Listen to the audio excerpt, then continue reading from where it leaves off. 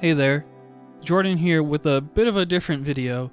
I'm not going to be talking about Detroit history or Detroit architecture. I just want to say thank you to everyone for making 2021 such a wonderful year for me. I started making these types of videos in July 2021, not really knowing how they were going to be received. I didn't know if people were going to be interested, and I didn't know if people would find what I was talking about boring, but it was something that I thought would be interesting. And luckily, it's done well. People seem to genuinely care at least about either my style of content or just the things I'm covering, and I couldn't ask for more. Just having either of those two things, just being able to share new things with people from around here and people who aren't from around here, is something that I was trying to do. And so to see it take off and to see it build a bit of a following has been such a joyous experience for me. So whether you liked, subscribed, or just watched the video, I just wanted to say thank you to you for making this possible, because I really struggled with knowing what I was doing and if I was doing the right thing by doing this. I really wanted to start this not only to share new things, but to also push me a little into different realms with my photography and eventually videography. And so the places this has taken me both creatively and physically has been great. And just being able to not only see these places in different ways, but also meet new people who are actually, living their lives and interacting with these places or people, kind of keeping these historic things going, is more than I expected to be at, especially at this stage. So once again, just thank you for being here. I can't say that enough, and I'll say it again and again, but it really does mean a lot, and I wanted to make that clear. I also wanted to thank 3 large creators who indirectly helped me through this, especially recently, just from the advice they gave me, or just giving me a bit of a platform. The first one I definitely have to thank is Ludwig. Now, Ludwig makes content that is pretty different than what I do here, but he's been someone I've been following for over a year now, at least since early 2020 or early 2021. Now, I don't know how many people here know this, but I actually participated in one of his contests back in September of 2021. It was a great opportunity to try something creatively, and it did give me a bit of a platform, which I'm thankful for. Although, it kind of went different than I would expected. You fucking... the son of John Post, John Fruity Pebbles? You're triple boxing it up? For what I'm feeling today, wild berry Pop-Tarts. Bro, you but are nevertheless, 7.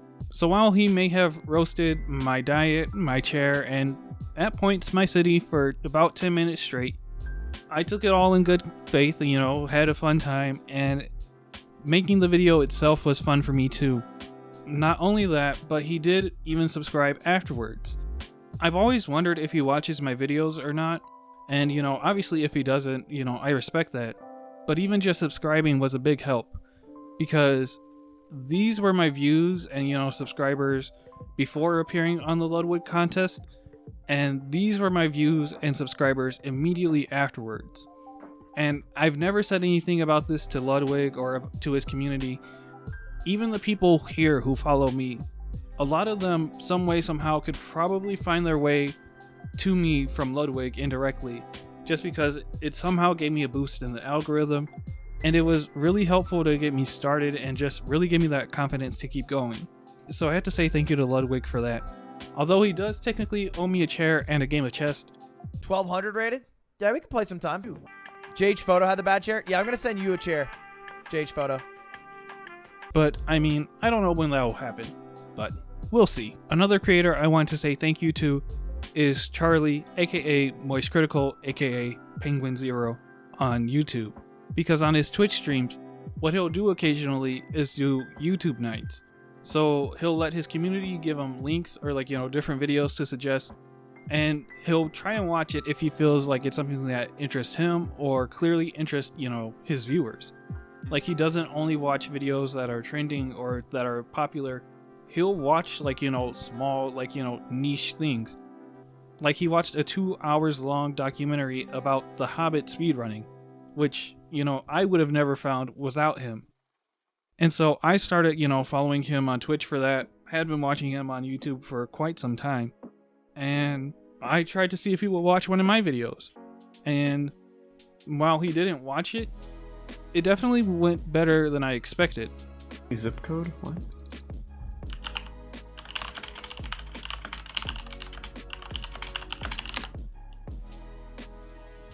Oh, floating zip code. You left out like the most important part of that.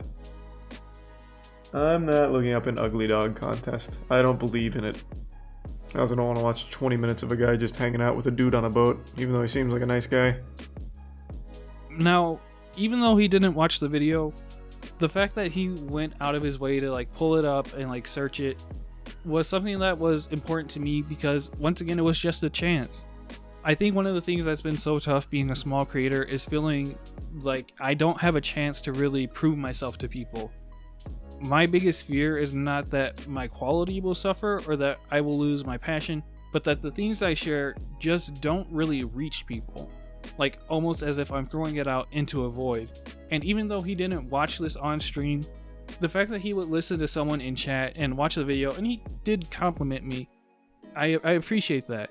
And it did also teach me about, the way I present my videos, because I think it's an interesting topic, but if he feels like it's just about a boat, then it means I have to learn about the way I present myself.